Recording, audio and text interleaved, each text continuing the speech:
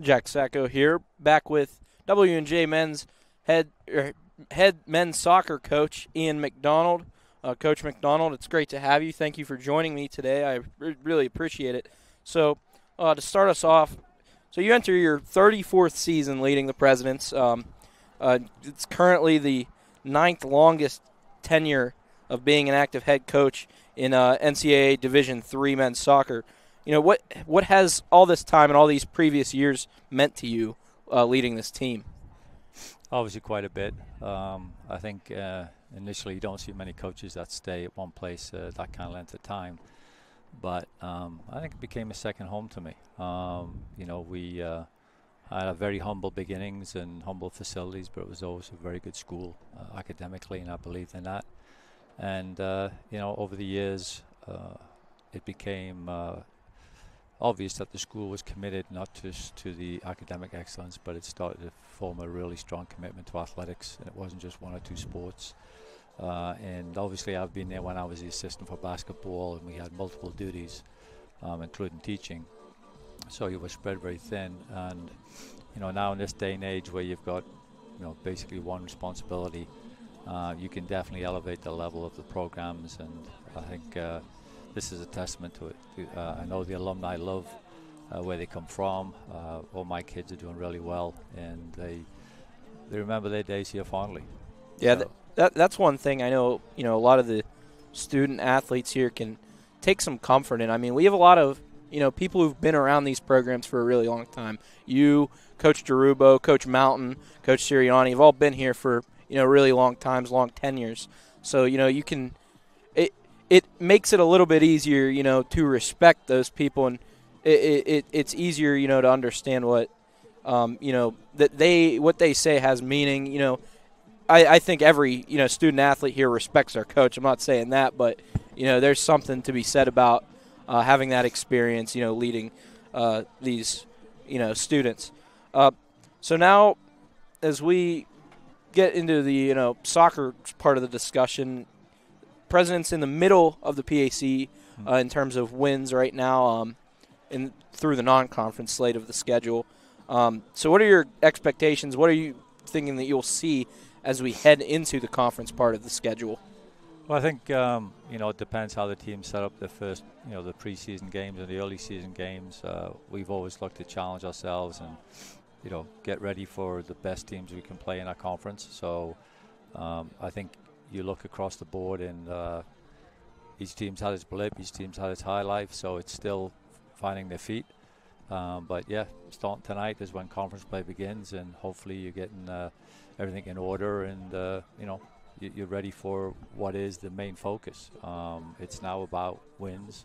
It's now about getting to the conference tournament, and it's about execution at the right time. So yeah, but because the schedule can flip-flop every year. I mean, we've got probably the top 2-3 ranked teams in our first couple of games. That's just the way it is. You've got to play them at some point. So yeah, I think the conference itself has just improved immensely. So it's not a 2-3 horse race anymore. It's literally even getting to the conference tournament is a challenge for everybody. And I think that's been a testament to some of the results that our teams have had already outside of conference play. So you've had two, very talented keepers who have split halves in a lot of these matches so far this season. Graham Ewert, Charlie Boldosser. Can you talk us through a little bit how you've balanced the time of those two? Well, we did something similar a couple of years ago when we won the conference. We had two keepers with different strengths and weaknesses. And I felt it very difficult great if we could have melted them together. We'd have had a sort of one guy that would have, held reign in the position. But we have to treat them like field players as well. We got to give them opportunities to play in real match situations and see how they handle it. And then after that, it's daily practice, who's ready to take it over. So at this point, we've been very comfortable, and I do appreciate somebody like Charlie accepting that we got a young guy behind him that needs to be getting time, because that's the future. And again, I think that's what teammates are about. That's where the focus should be. So obviously, That's our plan moving forward. We're going to be looking for 2 young guys next year because of our graduation of 2 keepers. But if you don't carry at least 3 keepers in this league, a role like that, a couple of guys go down and one goes down, you got 1 keeper left. It's like, okay, we're not even practicing. So we're very excited that we got 3 guys with the kind of caliber they have at this point. Now, you brought in Noel Diaz into the fold for this season as your new assistant coach. How much has it meant to the team and the goal, or the keeper room specifically, bringing in Noel? Well, I think, we have been very fortunate because Patrick left under different circumstances. Had a family issue, and it kind of left me a difficult time to bring in a freshman class by myself and whatnot. But because of my early years of doing that, it's just second nature.